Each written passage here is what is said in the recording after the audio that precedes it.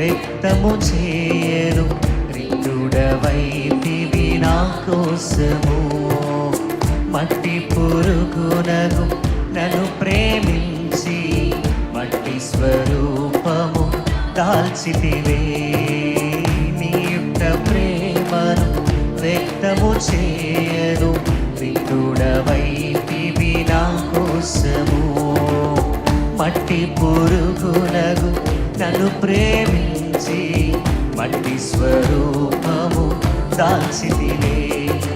ఏ రీతి వర్ణింతు నీ ప్రేమ, ఏ రీతి కీర్తింతును నిన్ను, ఏ రీతి వర్ణింతు నీ ప్రేమ, ఏ రీతి కీర్తింతును నిన్ను.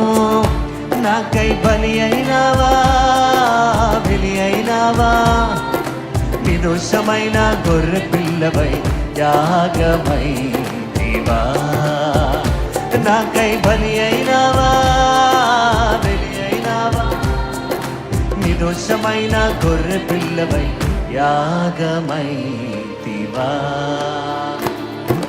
యేసునాథ నీకే నా ఆరాధన, ప్రాణనాథ నీకే నా ఆరాధన.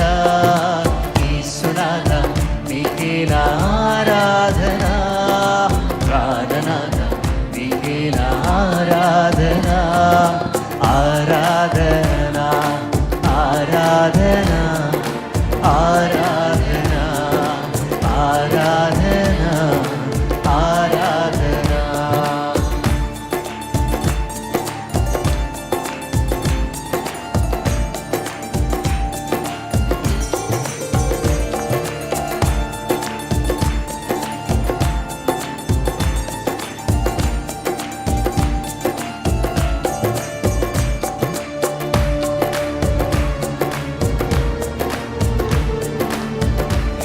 మీకు స్తోత్రం స్తోత్రం.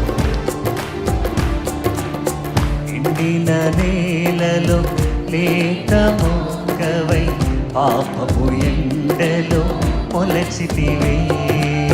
స్వరూపమైన సొగసైన లేక నిలువెల్లా నలిగిపోతివే. ఎండిన నేలలో లేత మొక్కవై పాపపు ఎండలో మొలచితివే. స్వరూపమైన సొగసైన లేక నిలువెల్లా నలిగిపోతివే. ఏ రీతి వర్ణింతు నీ త్యాగం, ఏ రీతి కీర్తింతును నిన్ను, ఏ రీతి వర్ణింతు నీ త్యాగం నిన్ను. నాకై రక్తము కార్చి ప్రాణమునిచ్చి విమోచించి రక్షించితివే. నాదు రక్షకుడవై నాకై రక్తము కార్చి ప్రాణమునిచ్చి విమోచించి రక్షించితివే. నాదు రక్షకుడవై. యేసునాథ నీకే నా ఆరాధన, ప్రాణనాథ నీకే నా ఆరాధన. పాడదా. యేసునాథ ఆరాధన, ప్రాణనాథ నీకే నా ఆరాధన. ఆరాధన ఆరాధన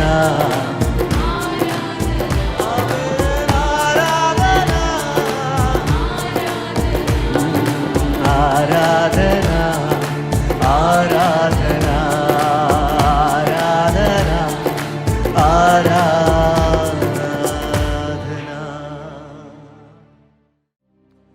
అనంతము నుండి అనంతము వరకు జీవించు దేవా, నిత్యత్వము నుండి నిత్యత్వము వరకు నివసించు దేవా. అందరూ కలిసి అనంతము నుండి అనంతము వరకు జీవించు దేవా.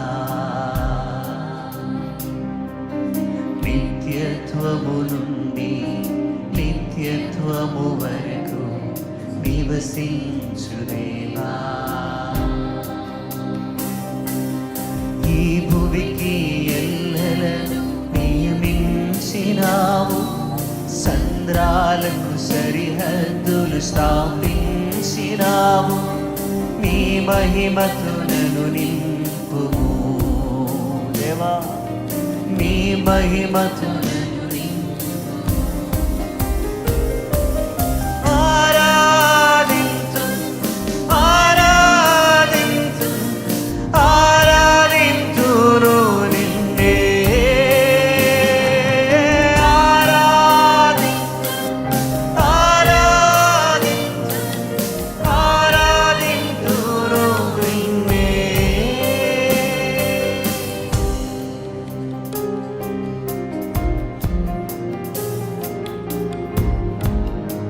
భూమి ఆకాశములు సృష్టించినావు దేవా, నీ పోలికలో నన్ను నిర్మించిన దేవా, నీ చిత్తమే నాలో నెరవేరాలయ్యా. నీకు స్తోత్రం. నాది కాదు, మాది కాదు, కేవలం నీ చిత్తమే సిద్ధించునుగాక. భూమి ఆకాశములు సృష్టించినావు, నీ పోలికలో నన్ను నిర్మించినావు. భూమి ఆకాశములు సృష్టించినావు, నీ పోలికలో నన్ను నిర్మించినావు. నీ చిత్తము నాలో నెరవేర్చుము దేవా, నీ కొరకై జీవింతును. నీ చిత్తము నాలో దేవా, నీ చిత్తము నాలో నెరవేర్చుము దేవా, నీ కొరకై జీవింతును. నీ కొరకై జీవింతును. ఆరాధింతు ఆరాధింతు ఆరాధింతును నిన్నే. దగ్గరగా స్వరమైతే అందరూ కలిసి ఆరాధింతు ఆరాధింతు ఆరాధింతును నిన్నే. దేవా దేవా దేవా ఆరాధింతు ఆరాధింతు ఆరాధింతును నిన్నే. ఆరాధింతు అయ్యా, ఆత్మతో సత్యముతో నిన్నే. రెండు చేతులు పైకెత్తి సంగమంతా హృదయపూర్వకంగా మరొకసారి స్వరమెత్తి ఆరాధింతు ఆరాధింతు ఆరాధింతును నిన్నే. యేసయ్యా ఆరాధింతు ఆరాధింతు ఆరాధింతును నిన్నే. అనంతము నుండి అనంతము వరకు జీవించు దేవా. నిత్యత్వం నుండి నిత్యత్వం వరకు, బిగ్గరగా నిత్యత్వము వరకు నివసించు దేవా. మరొకసారి అవునయ్యా. అనంతము నుండి అనంతము వరకు జీవించు దేవా. నిత్యత్వము నుండి నిత్యత్వము వరకు నివసించు దేవా. ఈ భువికి ఎల్లలను నియమించినావు, సంద్రాలకు సరిహద్దులు స్థాపించినావు. నీ మహిమతో నన్ను నింపుము, నీ మహిమతో అయ్యా, నీ మహిమతో నీ మహిమతో మహిమ నుండి అధిక మహిమకయ్యా యేసయ్యా, నీ మహిమతో నన్ను నింపుము. ఆరాధించును ఆరాధించు ఆరాధించును నిన్నే. ఆరాధించు ఆరాధించు ఆరాధించును. ఆరాధించు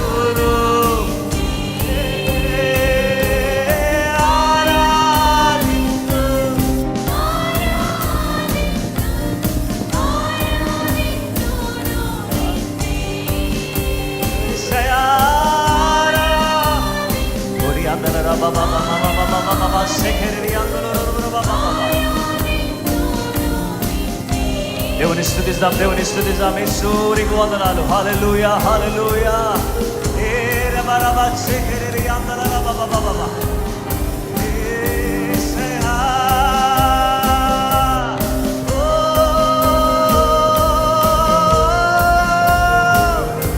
We worship you, Lord. యేసయ్యా.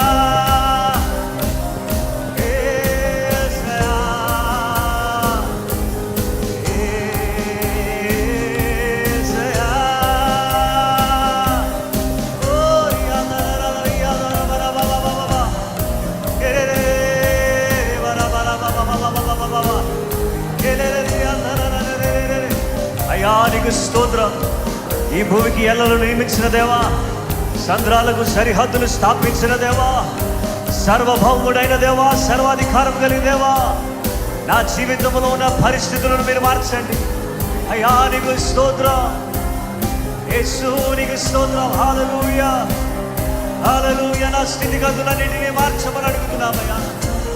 నా జీవితంలో మీరు గొప్ప మార్పును దయచేయండి.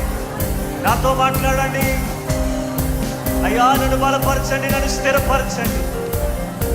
యేసు యేసు యేసు యేసు నీకు స్తోత్రం.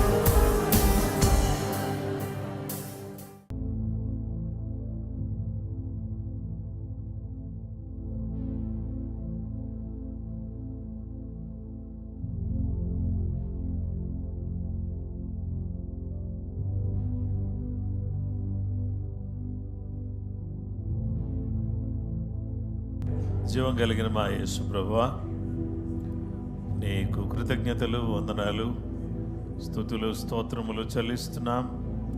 ఈ సమయంలో మా ప్రభువా, ఈ వాక్యం ద్వారా మాతో మాట్లాడండి. నీ స్వరాన్ని మాకు వినిపింపచేయండి. మమ్ములను జ్ఞాపకం చేసుకోండి. ఈరోజు ఆన్లైన్లో వీక్షిస్తున్న కుటుంబాల కొరకై మేము ప్రార్థిస్తున్నాం. గొప్ప కార్యం చేయండి. నీ వాక్యం ద్వారా మాతో మాట్లాడి నీ స్వరాన్ని మాకు వినిపింప చేయమని యేసు పరిశుద్ధ నామములో ప్రార్థించి వేడుకొనుచున్నాము తండ్రి, ఆమేన్. ప్రభావము, ఇన్ఫ్లుయెన్స్ అనేటటువంటి అంశాన్ని గురించి దేవుని యొక్క వాక్యాన్ని మనం ధ్యానం చేయబోతున్నాం. మత్తయి రాసిన సువార్త 5వ అధ్యాయం 13 నుంచి 16 వచనాలు మనం చదువుకుందాం. మీరు లోకమునకు ఉప్పు అయ్యున్నారు. ఉప్పు నిస్సారమైతే అది దేని వలన సారం పొందును? అది బయట పారవేయబడి మనుషుల చేత తొక్కబడుటకే గాని మరి దేనికిని పనికిరాదు. మీరు లోకమునకు వెలుగై ఉన్నారు. కొండ మీద నుండి పట్టణము మరుగై ఉన్న నేరదు. మనుష్యులు దీపం వెలిగించి కొంచెము క్రింద పెట్టరు, కానీ అది ఇంట నుండి వారందరికీ వెలిగించుటకై దీపస్తంభం మీదనే పెట్టుదురు. మనుషులు మీ సత్క్రియలను చూచి పరలోకమందున మీ తండ్రిని మహిమపరచునట్లు వారి ఎదుట మీ వెలుగును ప్రకాశింపనీయుడి.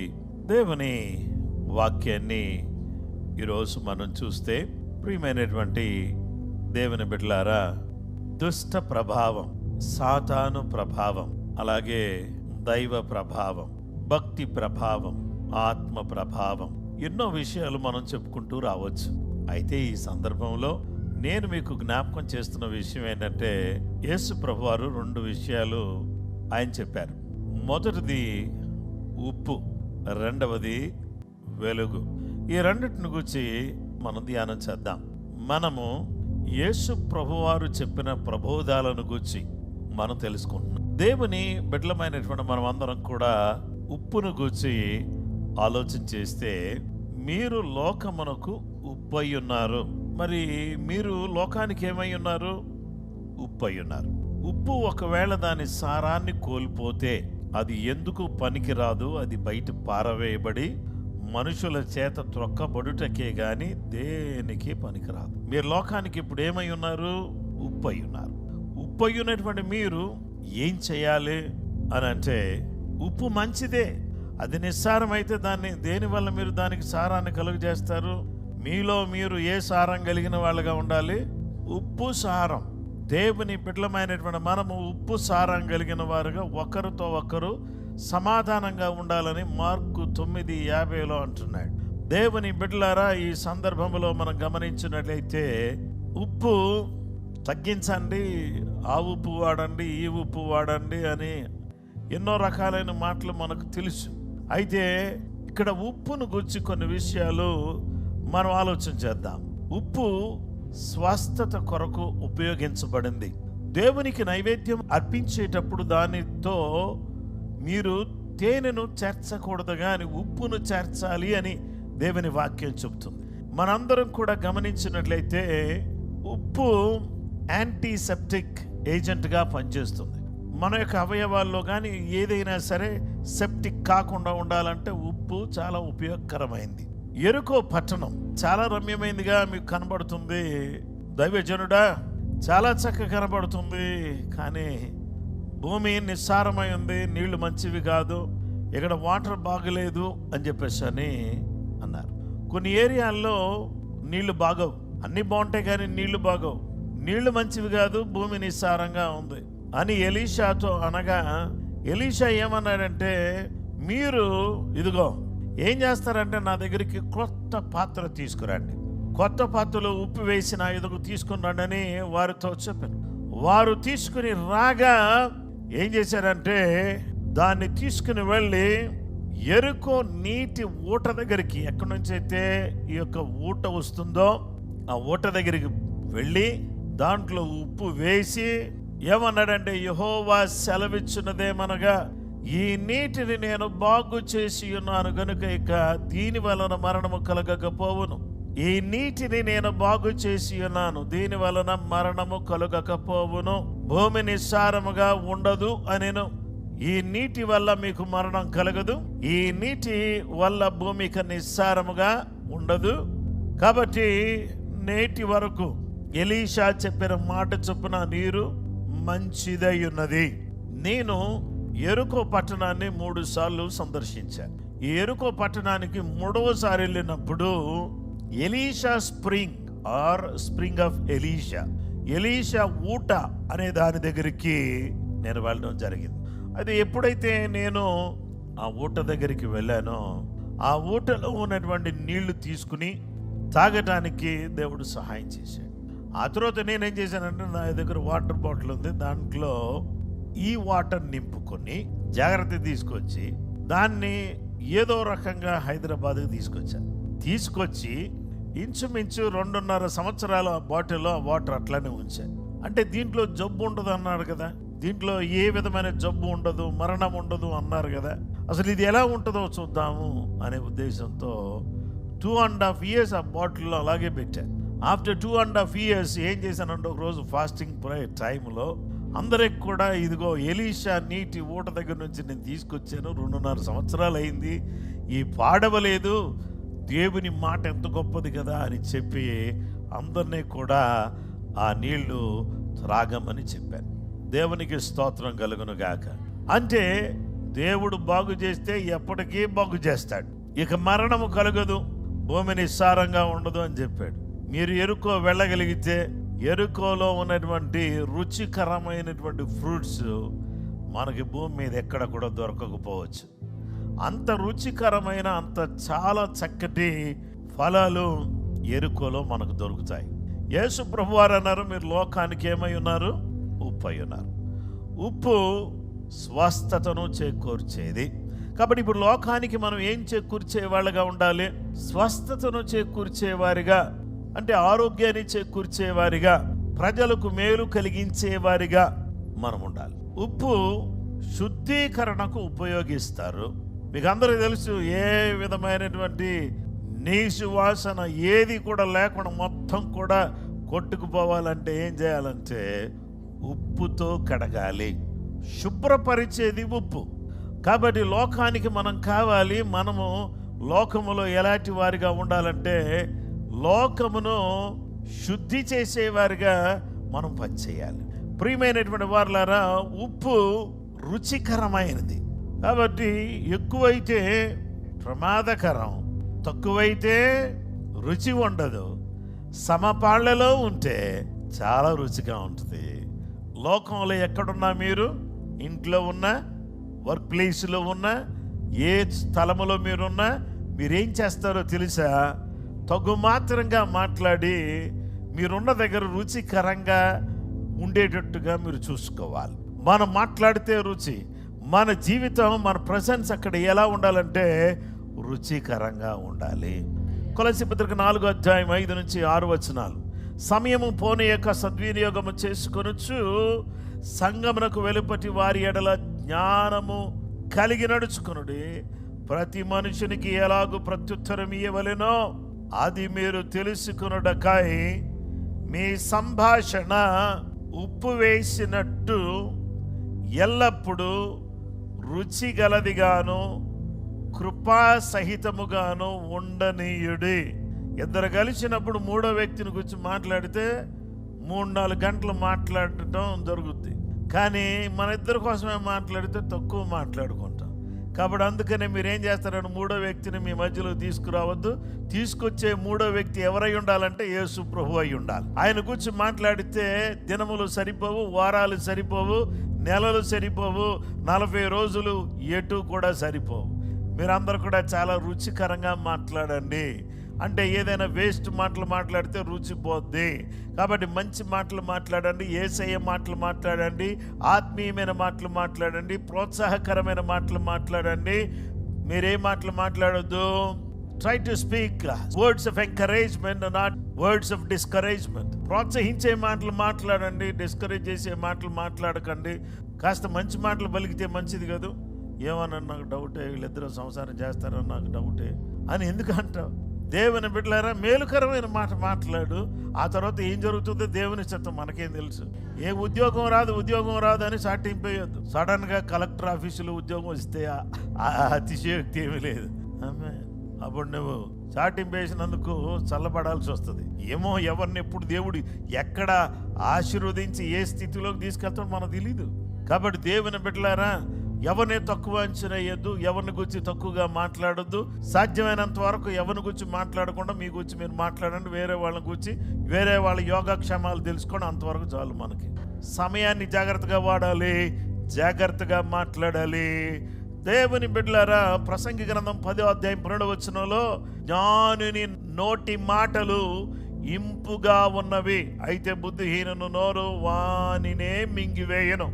నీ మాటలు నిన్ను మెంగకుండా ఉండాలంటే నువ్వు జ్ఞానంగా మాట్లాడాలి. మాట్లాడేటప్పుడు మాటలు ఏ విధంగా ఉండాలంటే ఇంపుగా, అంటే జాలిగా, ప్రేమగా, దయగా మాట్లాడడం అనేది ప్రతి వాళ్ళు నేర్చుకోవాలి.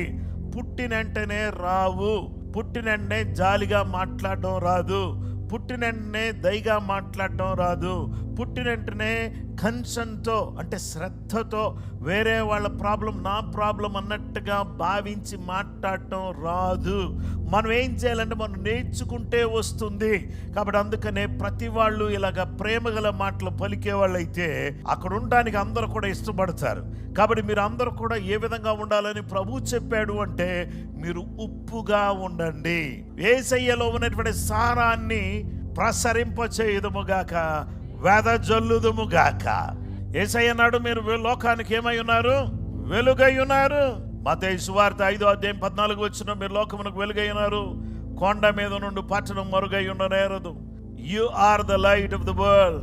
లోకానికి మీరే వెలుగు. మీరు చూస్తున్నటువంటి ఈ బల్బులన్నీ కూడా ఎన్నెన్నో మారిపోతూ వస్తా ఉన్నాయి.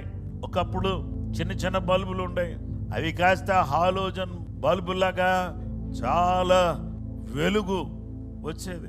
రాయి నుంచి వెలుగు వచ్చింది. నూనెను పోసి ప్రమిదల్లో దాన్ని వెలిగించేవాళ్ళు ఆ వెలుగులో కొంతకాలం ఉన్నారు. కానీ ఎప్పటికీ పోకుండా ఉండే బల్బు ఎవరంటే లోకానికి మనమే. మనం లోకానికి ఏమై ఉన్నాము? వెలుగై ఉన్నాము. ఎవరైనా దీపాన్ని వెలిగించి చేసుకెళ్ళి ఎవరు మంచం కింద పెట్టరు, కొంచెం కింద పెట్టరు. మంచము సోమరితనం, రెండవది కొంచెం వ్యాపారం. అయితే అందరికీ వెలుగుచ్చుటకై దేని మీద పెడతారంటే దీపస్తంభం మీద పెడతారు. కాబట్టి మనం అందరం కూడా మంచం కింద కొంచెం కింద ఉండేవాళ్ళుగా కాకుండా యేసుక్రీస్తు నామములు కొండ మీద నుండే పట్టణంలాగా, దీపస్తంభం మీద ఉండే దీపంలాగా, ప్రజలకు వెలుగు కలిగించే వారిగా, ప్రజలకు మేలుకరమైనటువంటి వారిగా మనమందరం కూడా ఉందుముగాక. సామెతలు 4:18 పట్ట పగలగు వరకు వేకువ వెలుగు తేజరిల్లునట్లు నీతిమంతుల మార్గం అంతకంతకు తేజరిల్లును. దేవుని బిడ్డలారా, యేసయ్య అన్నాడు, మరలా యేసు నేను లోకమునకు వెలుగును, నన్ను వెంబడించు వాడి చీకటిలో నడువక జీవపు వెలుగు కలిగి ఉన్ననని వారితో చెప్పెను. ఆకాశంలో సూర్యుడు కనబడుతున్నాడు. అయితే సాయంకాలం అయ్యేసరికి మనకు ఎవరు కనబడతారంటే చంద్రుడు కనబడతాడు. సూర్యుడు కనబడ్డాడు, చంద్రుడు కనబడుతున్నాడు. చంద్రుడు ఎవరిని వెంబడిస్తున్నాడు? సూర్యుడిని వెంబడిస్తున్నాడు. కాబట్టి చంద్రుడు ప్రకాశిస్తున్నాడు. 24 గంటలు 365 రోజులు సూర్యుడు ఎప్పుడు కూడా ప్రకాశించటం ఆగలేదు, నిరంతరం ప్రకాశిస్తున్నాడు. చంద్రుడు కూడా ప్రకాశిస్తూనే ఉన్నాడు. కాబట్టి మన సూర్యుడు ఎవరో తెలుసా? యేసు ప్రభువారు. ఆయన సన్నిధిలో మనం ఉండి ఆయన వెంబడించినంత కాలం కూడా మనం ప్రకాశిస్తూనే ఉంటాం. ఆయన్ని వదిలిపెట్టి పక్కకు పోతే చీకటి, ఆయనలో ఉంటే వెలుగు. ఆయన వదిలిపెట్టి పక్కకు పోతే చీకటి. నా వెలుగు మీలో ఉంటేనే మీరు లోకానికి వెలుగు, లేకపోతే మీరు లోకానికి వెలుగు కాదు. చూడండి, సూర్యుడు స్వయంభవుడు, చంద్రుడు స్వయంభవుడు కాదు. తనంతటికి తానే ప్రకాశించగలిగినటువంటి వాడు. సూర్యుడు తనంతటికి తానే ప్రకాశిస్తాడు. చంద్రుడు సూర్యుని మీద ఆధారపడి ప్రకాశించేవాడు. అయితే ఈరోజు యేసయ్య వెలుగులో, యేసయ్య సన్నిధిలో ప్రకాశిస్తూనే ఉండాలి. ఎప్పుడు కూడా ప్రత్యక్ష గుడారములో దీపములు వెలుగుతూ ఉంటాయి. అలాగా వెలగాలంటే వాటిని ఏం చేస్తాడంటే, యాజకుడు వచ్చి ఆ దీపానికి ఉన్నటువంటి ఆ ఒత్తి ముందు చూసారా, దాన్ని ఏం చేస్తాడంటే దాన్ని ట్రిమ్ చేస్తాడు. దాన్ని కత్తిరించి దాన్ని చాలా చక్కగా పెట్టి దాంట్లో ఉన్నటువంటి నూనె నిండుగా పోసి దాన్ని వెలిగిస్తాడు. వెలిగించినటువంటి దీపం ఏం చేస్తూ ఉంటుందంటే వెలుగుతూనే ఉంటుంది. పరిశుద్ధ స్థలములో దీపం వెలుగుతుంది, అతి పరిశుద్ధ స్థలములో దేవుడే వెలుగుతూ ఉంటాడు. కాబట్టి దేవుని పిల్లలమైనటువంటి మనమందరం కూడా ఆ జీవము గల దేవుని యొక్క కృపను బట్టి ఈ లోకములో దేవుడు ఏమన్నాడంటే, మీరు లోకానికి వెలుగై ఉన్నారు. ప్రార్థన చేయడానికి కానీ, వాక్యం చదవడానికి కానీ, దేవుని స్వార్థ చెప్పడానికి కానీ, దేవుని కొరకు బ్రతకడానికి కానీ ధైర్యం రావాలంటే ఒకే ఒక చిన్న సూత్రం చెప్తా. ఈ సూత్రం ఏంటంటే, యేసుతో ఉండాలి. విద్య లేనోళ్ళు యేసుతో ఉన్నారు, తెలివి లేనోళ్ళు యేసుతో ఉన్నారు. కానీ వాళ్ళకి ఏమొచ్చింది? ధైర్యం వచ్చింది. మీరు యేసుతో ఉంటే ధైర్యం, మీరు యేసుతో లేకపోతే ఎప్పుడు పిరికిగానే బతుకుతూ ఉంటారు. బతికినంతకాలం యేసుతోనే ఉంటాను. యేసుతో నేను ఉంటే నాలో పరిశుద్ధత వస్తుంది. యేసులో ఉంటే నాలో ధైర్యం వస్తుంది. యేసులో ఉంటే నాకు ఆత్మీయ శక్తి వస్తుంది, జీవం వస్తుంది. నేను యేసుతో ఉంటే యుగ యుగాలు బతికే ఉంటా. యేసుతో ఉందుము కాక. ఉప్పుగా వెలుగుగా ఈ లోకంలో జీవిస్తూ క్రైస్తవ సాక్ష్యాన్ని కలిగి మనుషులు మీ సత్క్రియలను చూచి పరలోకమందున్న మీ తండ్రిని మహిమపరుచునట్లు మీ వెలుగు ఈ లోకంలో ప్రకాశింపనీయండి. యేసు కొరకు సంపాదించేవారుగా, ప్రభావం కలిగిన క్రైస్తవులుగా యేసయ్య మిమ్మల్ని, నన్ను, మనందరినీ మార్చును గాక. అందరూ లేచి నిలబడని ప్రార్థన చేసుకుందాం.